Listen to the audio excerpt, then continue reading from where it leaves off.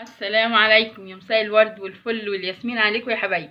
يا رب تكونوا بخير جميعا. بسم الله الرحمن الرحيم. النهارده هنعمل مع بعض الفراخ الروست. طبعا بتبقى لذيذه، بتقدميها مع رز اصفر، بتقدميها مع مكرونه، شيبس اللي يعجبك. طبعا هنقول الاول بننقع الفرخه. بنجيب الفرخه يا حبايبي، بنغسلها حلو، بنجيب لها مثلا كام في بوله كده زي ما كده موجوده. بنحط ميه، بنحط عليها معلقتين خل ومعلقه ليمون اللي هو عصير، وشرايح ليمون برضو. بنحط معلقه سكر ومعلقه ملح، وبتنقعيها شويه. بعد ما تغسليها بتطلع معاكي بيضه وخطيره كده. اهم حاجه انها تبقى مغسوله وحلوه كده. في المحلول الملح اللي احنا قلنا عليه، اللي هو معلقه خل، معلقه سكر، عصير ليمون، شرايح ليمون، لو في شرايح برتقان يا سلام. المهم غسلناها يا حبايبي وصفيناها حلو. هنقول بقى على التتبيله. انا عملت التتبيله على اساس ايه؟ عشان وقتك ما نختصر الوقت. انا معايا هنا ثمرتين طماطم، ثمرتين بصل، ثمره فلفل اخضر، معلقه توم، ومعايا التوابل بقى ايه: ملح وفلفل وبابريكا وكزبره وكمون وبهارات فراخ وملح ومعلقه سكر يا حبايبي. احنا عارفين معلقه السكر دي اساسي. وحاطه معلقتين زيت وعصير ليمون. طبعا تتبيله انا مش قادره اقولك على ريحتها، والفلفل الاسمر ريحتها خطيره. فاحنا بقى بنتبل الفرخه. بسم الله. طبعا التتبيله اللي بتفيد معاكي بتحطيها في كيس او في علبه، وبتحطيها في الفريزر، بتنفع في اي وقت تتبلي بيها. اهو يا حبيبتي بنتبل بقى من جوه، بتكون متورقه معاكي كده. تحطي التتبيله هنا عشان دي الفراخ الروستو، بتبقى طعمها خطير.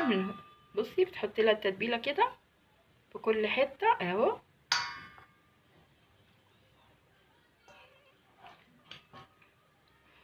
زي ما احنا قلنا يا حبايبي، طبعا اللي بالتتبيله اللي بتفيد. طبعا احنا مش بنجيب المعلقه على الفرخه اهو، بعيد اهو، بنشيلها في كيس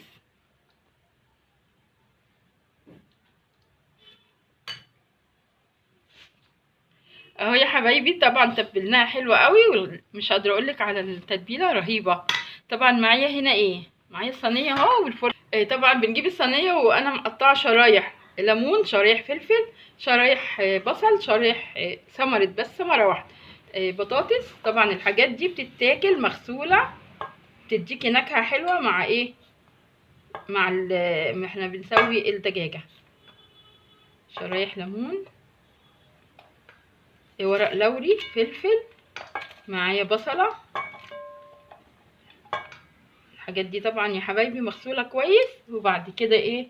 بنفردها بقى كده في الصينيه اهو، وبنحط كوبايه ميه،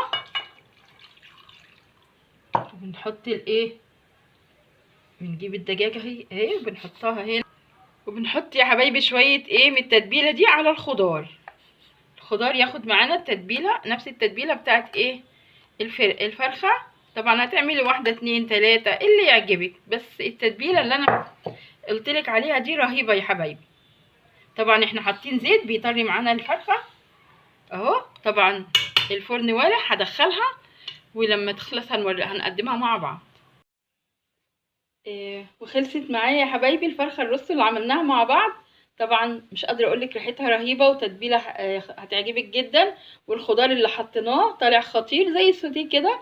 وتسوقيها بقى بشيبس، باي حاجه اللي عندك. ويا رب تجربي تقدميها مع مكرونه، مع رز اصفر، اللي يعجبك. يا رب تجربي طريقه الفراخ الروست بطريقه شيف هالة وتعجبكم، وبألف هنا يا رب على قلوبكم.